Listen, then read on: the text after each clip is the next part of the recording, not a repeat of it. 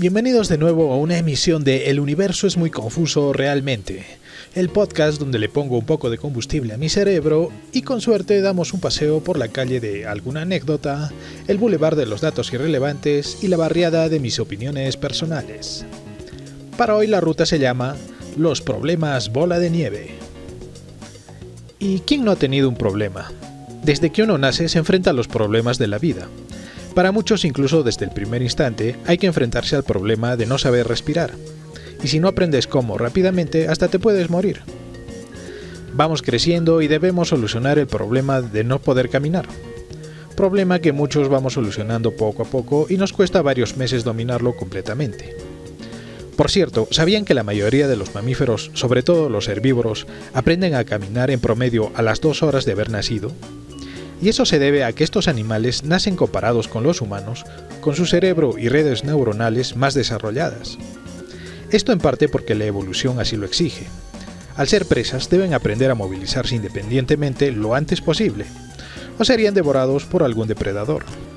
Pero volviendo al tema, cada cosa que aprendemos en la vida es para solucionar algún problema que se nos presenta, desde las cosas más simples hasta los problemas más complejos y abstractos.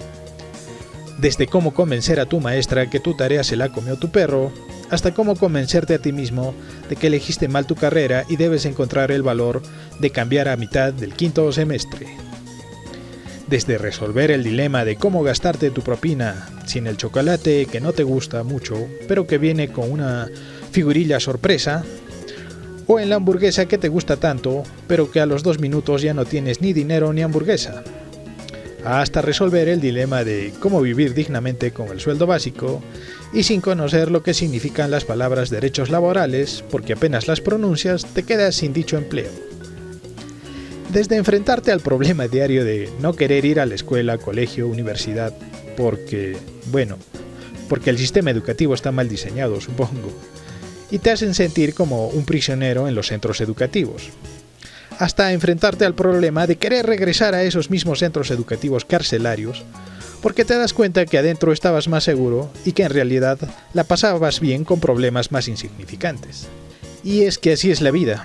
Con el tiempo te enfrentas a problemas cada vez más difíciles, y los problemas de antes se vuelven un chiste en comparación. Hablando de los problemas y el sistema educativo, ¿sabían que en el año 2000 el Instituto Clyde de Matemáticas de Cambridge, Estados Unidos, propuso 7 problemas matemáticos conocidos como los problemas del milenio?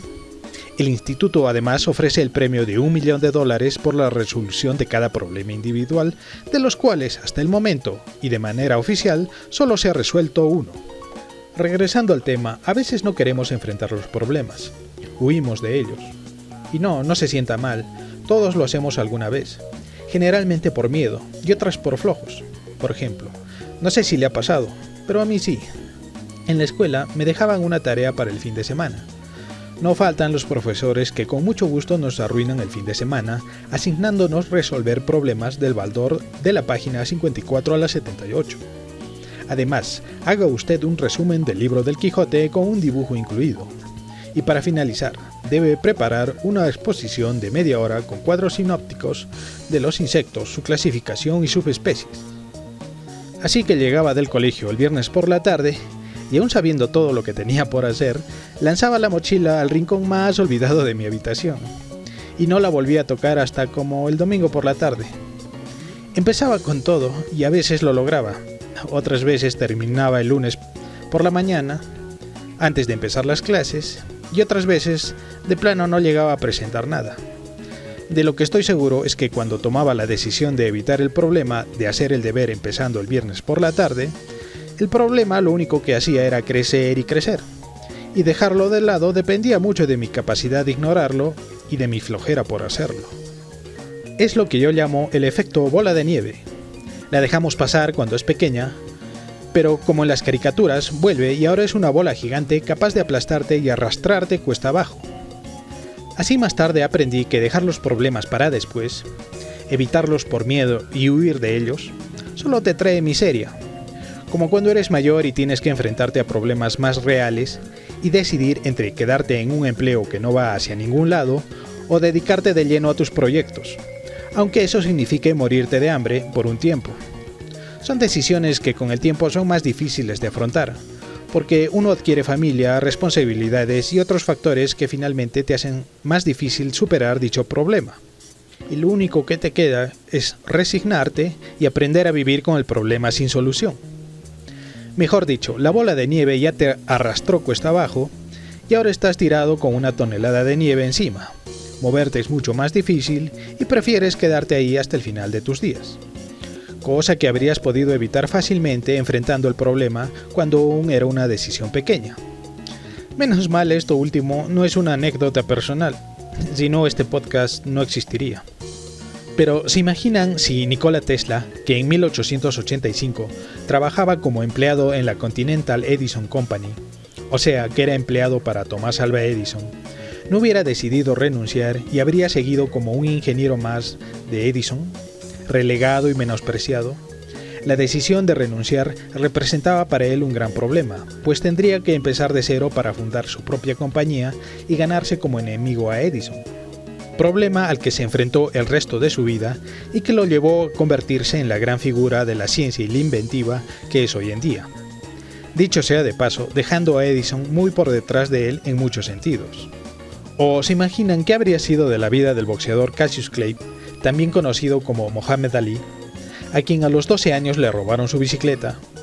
¿Qué habría sido de él si hubiese preferido quedarse de brazos cruzados? En cambio, él decidió enfrentarse al problema y aprendió a pelear.